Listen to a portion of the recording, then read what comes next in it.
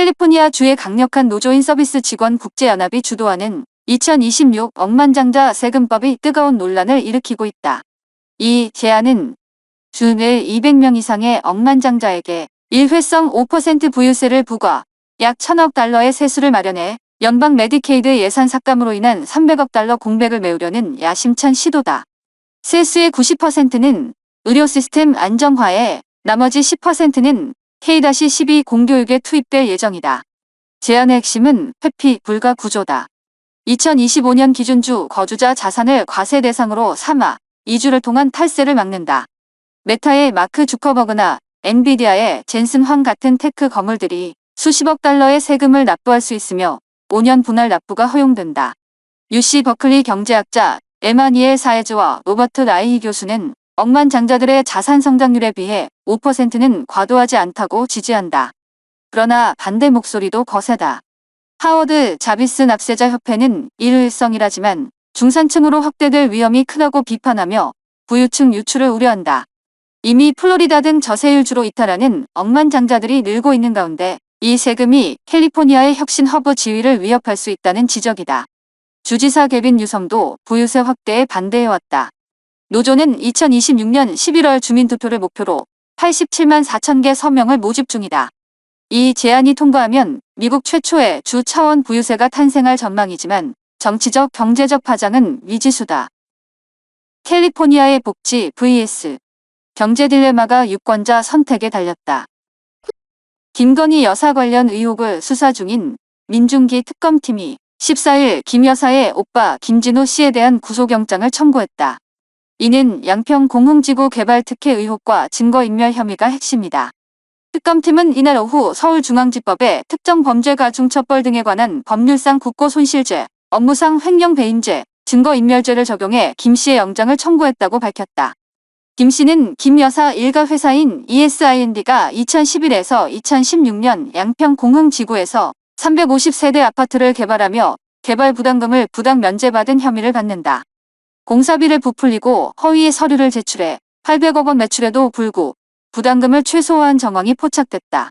또한 특검 수사 과정에서 김 여사의 금품 수수 관련 물품을 은폐한 증거인멸 혐의도 추가됐다. 김 씨와 모친 최은순 씨는 지난 4일과 11일 피의자 신분으로 특검에 출석, 혐의를 부인한 바 있다.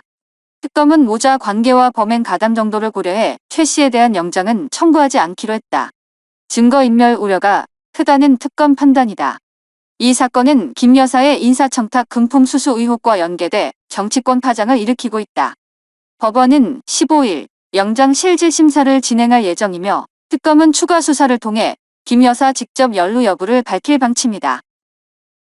대장동 개발 비리 의혹 사건 항소심 판결에 반발하며 항의한 검사들에 대해 정부와 더불어민주당이 강하게 반발하며 항명 책임을 묻겠다는 입장을 밝혔다. 지난 11월 15일 서울고등검찰청 소속 일부 검사들이 항소심 재판부의 판결을 공개적으로 비판하며 재판의 공정성에 문제를 제기하자 정부와 여당은 이를 직무상 항명으로 간주하며 엄중 대응 방침을 세웠다.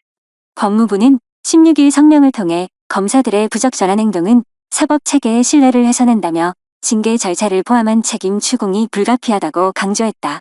민주당도 검찰의 정치적 중립성을 침해하는 행위라며 검찰 개혁의 필요성을 재차 주장했다. 이에 반해 검사들은 정당한 의견 표명이라며 억울함을 호소하고 있다.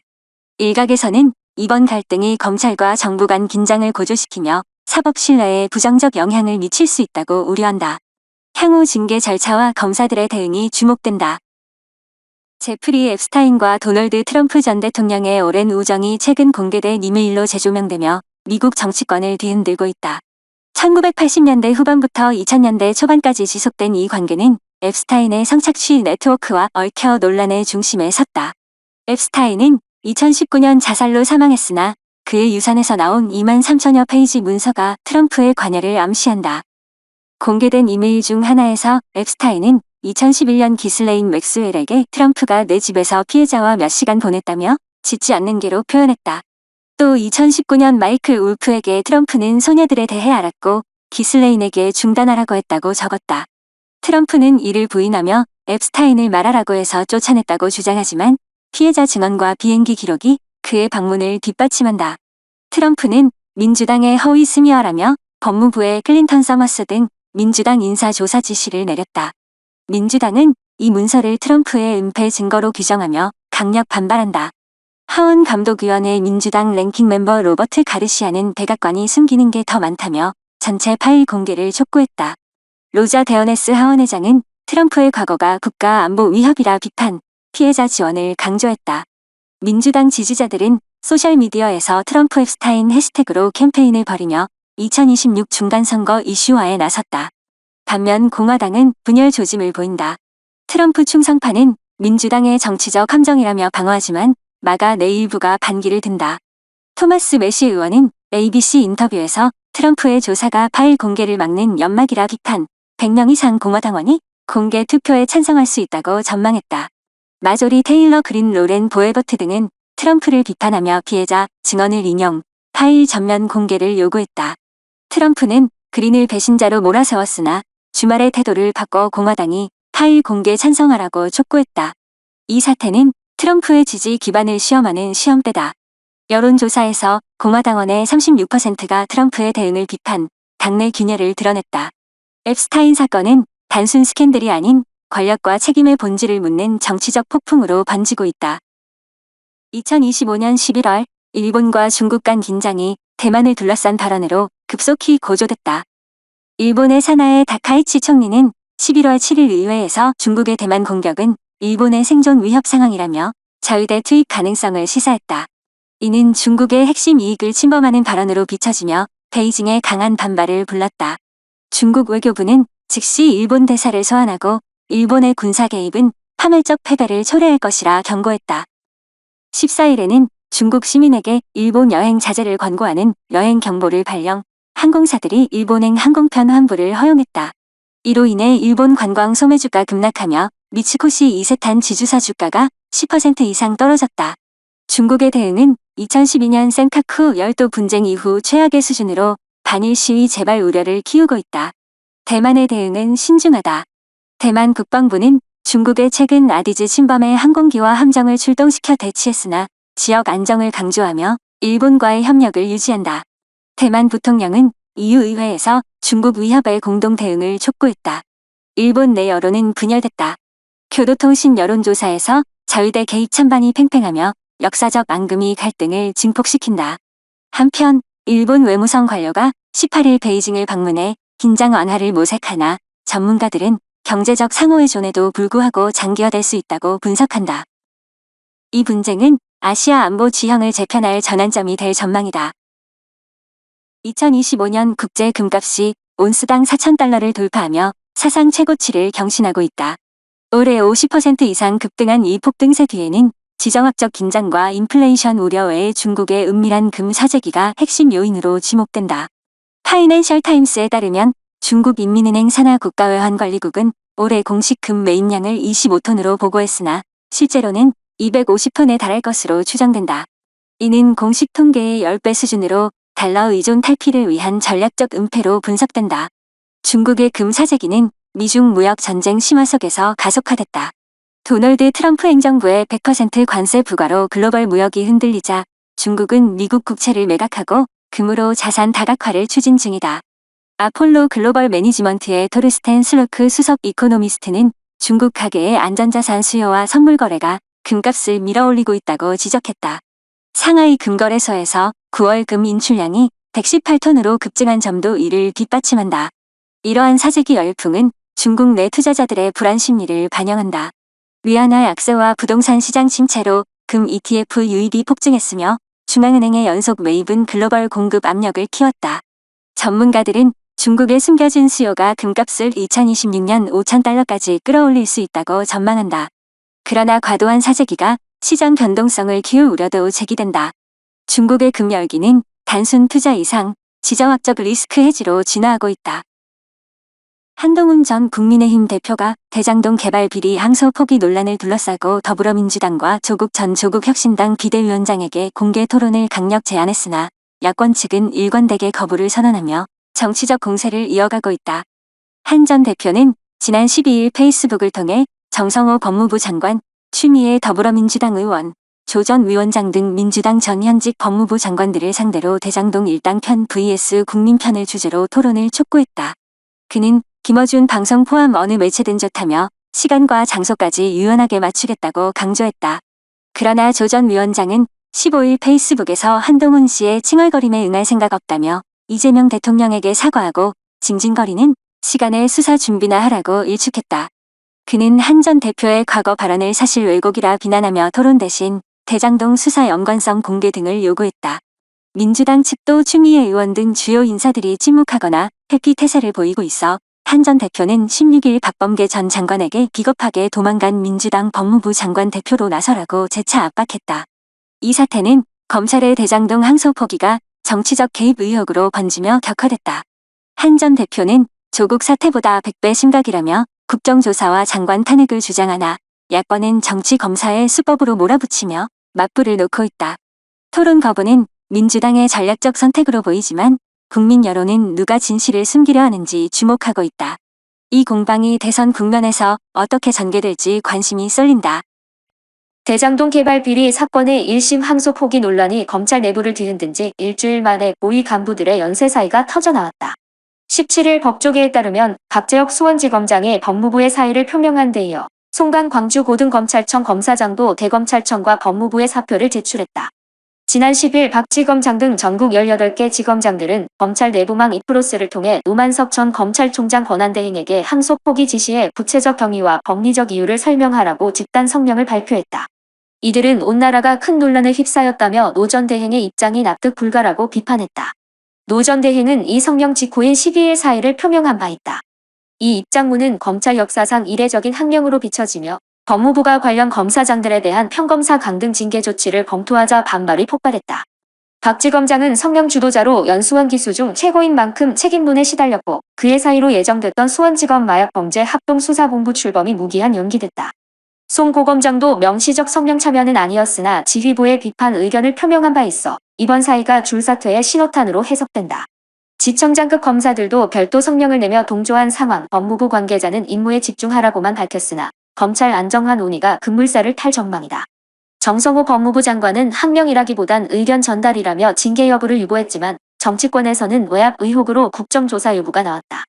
이 사건은 대장동 비리 재판의 공정성 논란을 넘어 검찰 정부 갈등으로 번지며 내년 검찰 인사에 큰 변수가 될 관측이다.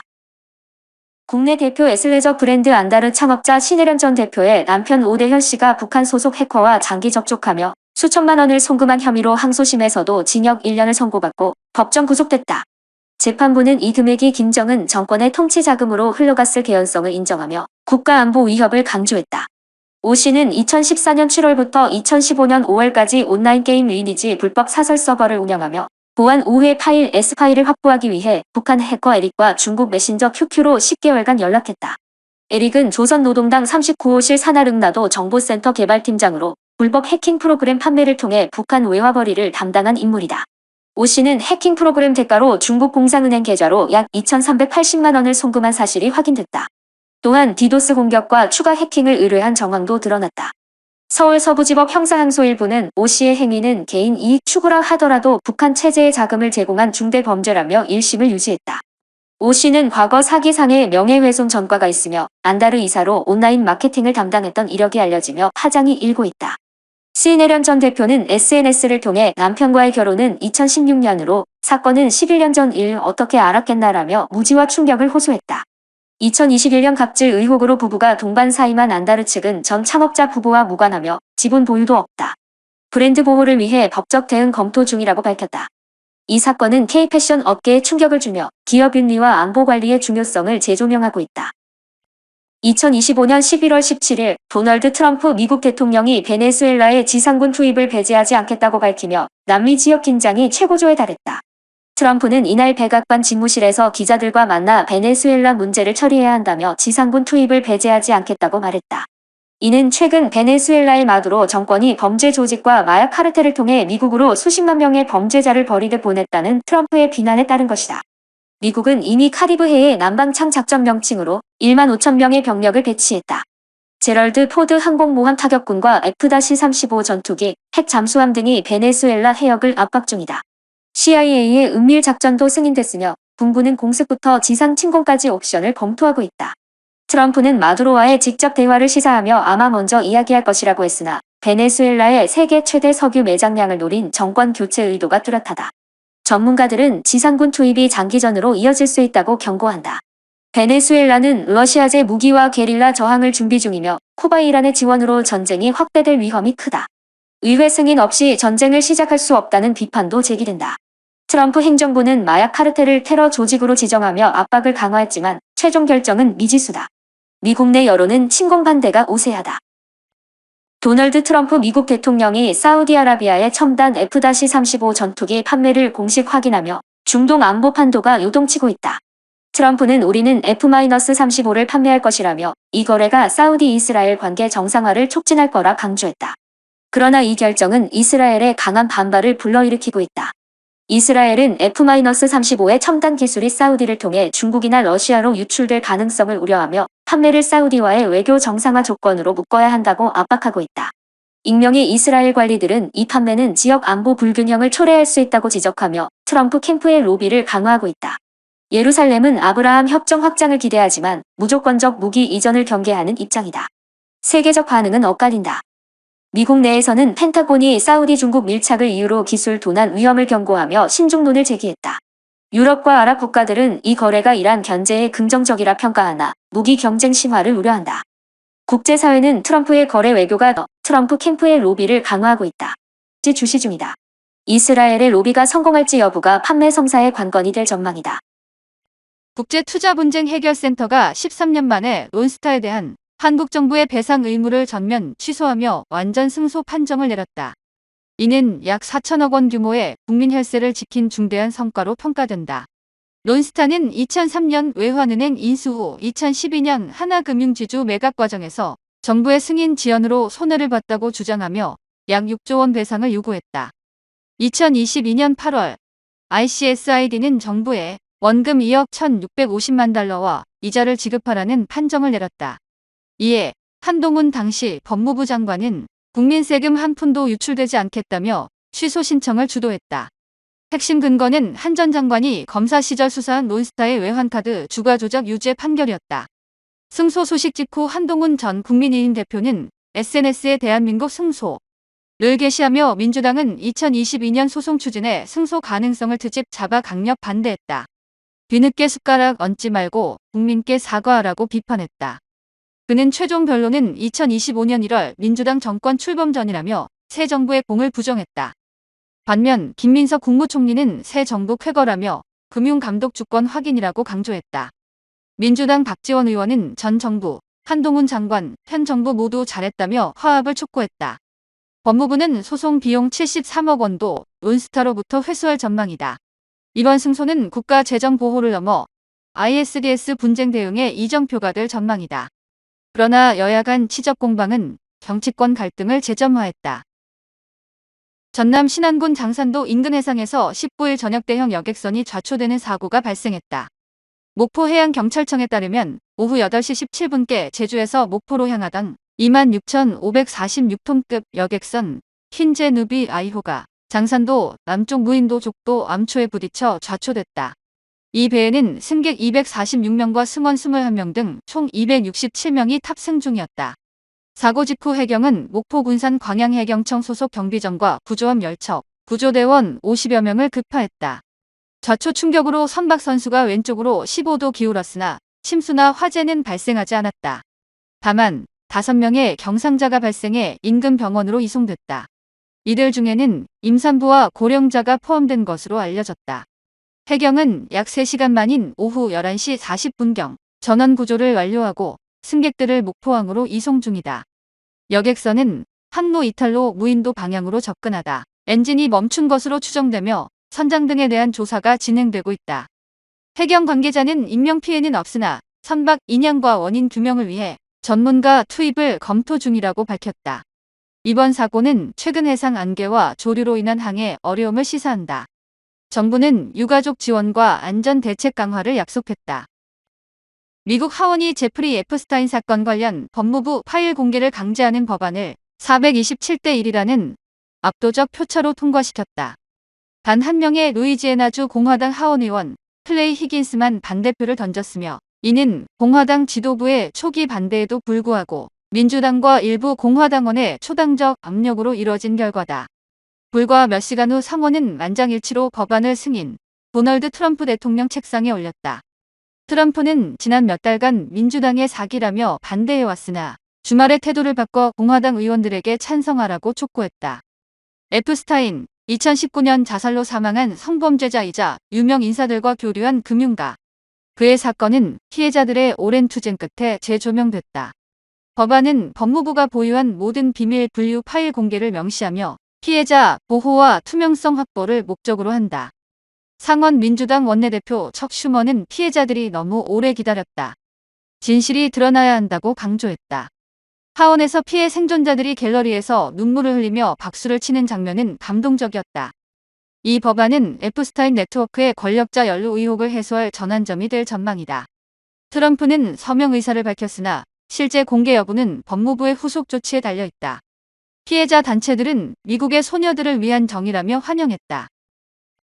AI 반도체의 절대 강자 엔비디아가 19일 발표한 2026 회계연도 3분기 실적에서 다시 한번 월가의 예상을 압도하며 시장을 놀라게 했다. 총 매출은 570억 달러를 기록, 애널리스트 예상치를 크게 웃돌았고 주당 순이익은 1.30달러로 1.26달러 예상치를 상회했다. 이는 전년 동기 대비 매출 57%, EPS 55% 급증한 수치다. 특히 데이터 센터 부문 매출이 512억 달러로 전체의 90% 가까이를 차지하며 66% 폭발적 성장을 이끌었다. CEO 젠슨 황은 컨퍼런스 콜에서 블랙웰 칩 수요가 폭발적이며 클라우드 GPU가 완판 상태라고 강조했다. 마이크로소프트, 메타, 아마존 등 빅테크의 AI 투자 확대가 주요 동인으로 꼽힌다. 황은 AI 버블 우려를 일축하며 우리는 AI의 모든 단계에서 탁월하다. 2025에서 2026년 칩 주문이 5천억 달러에 달한다고 밝혔다. 이에 엔비디아 주가는 장 마감 후 3% 이상 급등, 나스닥 지수도 기술주 호재로 반등했다. 4분기 가이던스는 매출 650억 달러로 제시됐다. 그러나 중국 H20 칩 수출 불확실성으로 20에서 50억 달러 매출이 제외된 점은 리스크 요인이다. 전문가들은 AI 붐이 지속되며 엔비디아의 성장세가 멈추지 않을 것이라 평가하지만 공급망 과부하와 경쟁 심화가 과제로 남았다. 엔비디아는 AI 혁명의 선두주자로서 글로벌 경제에 미칠 파장을 더욱 키우고 있다. 일본 도쿄도 세타가야구에서 충격적인 존속살해 사건이 발생했다. 일본 경시청은 20대 한국인 유학생 A씨를 부모인 아버지와 어머니를 흉기로 찔러 살해한 혐의로 긴급 체포했다고 밝혔다. 사건은 이날 오전 9시경 세타가야구에 위치한 고급 아파트에서 발생했다. 이웃 주민의 비명소리가 들린다는 110 신고를 받고 출동한 경찰이 현관문이 열려있는 집안에서 이미 숨진 부부와 피투성이인 A씨를 발견했다. A씨는 부엌 칼과 과도를 사용해 부모를 수십 차례 찌른 뒤 스스로 119에 신고한 것으로 확인됐다. A씨는 경찰 조사에서 일본 유학생활비를 제대로 주지 않아 화가 났다. 계속 돈을 보내달라고 했는데 거절당했다며 범행을 시인했다.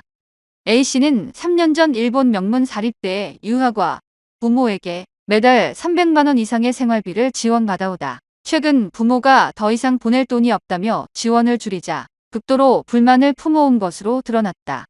일본 언론은 한국인 유학생이 부모를 잔혹하게 살해한 사건이라며 대서특대했고 한국 네티즌들 사이에서도 너무 끔찍하다. 돈 때문에 부모를 이라는 충격과 분노의 반응이 쏟아지고 있다. 경찰은 정확한 사건 경위를 조사 중이며 지원받아오다 최근 부모가 더 이상 보낼 돈이 없다며 지원을 줄이자 극도로 불만을 품어온 것으로 드러났다. 일본 언론은 한국인 유학생이 부모를 잔혹하게 살해한 사건이라며 대서특대했고 한국 네티즌들 사이에서도 너무 끔찍하다. 돈 때문에 부모를 이라는 충격과 분노의 반응이 쏟아지고 있다. 중국 당국이 국내 최대 지하 개신교 네트워크인 시온교회 리더 18명을 공식 구속했다. 이는 최근 40년 만에 가장 대규모 기독교 탄압으로 평가되며 종교 자유 침해 논란을 일으키고 있다. 구속된 인물에는 교회 창립자 에즈라 진 목사와 주요 목회자들이 포함된다. 진 목사는 2007년 국가통제교회를 탈퇴하고 시온교회를 설립했으며 코로나19 팬데믹 기간 중 예배와 소규모 모임을 통해 약 5,000명 신도를 모았다. 그는 1989년 천안문 사태를 목격한 베이징대 출신으로 미국 플러 신학대학원 박사 학위를 취득했다. 그의 딸 그레이스 진 드렉셀은 가족에게 충격적이라며 아버지는 건강 문제로 고통받고 있다고 호소했다. 10월 중순 베이시에서 시작된 단속으로 30여 명이 체포됐으나 9명이 석방된 후 남은 18명이 정보 네트워크 불법 이용 혐의로 기소됐다. 이는 9월 시행된 온라인 종교활동 금지 규정에 따른 것으로 최대 3년 징역이 예상된다. 체포 당시 경찰은 베이징, 상하이, 선전 등 10개 도시에서 동시다발적으로 수색을 벌였다. 미국 국무부와 인권단체 차이나 에이드는 중국 공산당의 종교전쟁이라 비난하며 즉시 석방을 요구했다. 시온교회 대변인 숀록 목사는 헌법상 종교 자유를 위반한 야만적 행위라고 지적했다. 국제사회는 시진핑 주석의 종교 중국화 정책이 지하교회를 위협한다고 우려한다. 진 목사는 구속 전 교인들에게 보낸 편지에서 박해가 부흥의 물결을 일으킬 것이라고 썼다. 이 사건은 중국 내 1억 명 추정 지하교회 신도들의 미래를 암울하게 만든다. 구독, 좋아요, 댓글로 응원해주세요.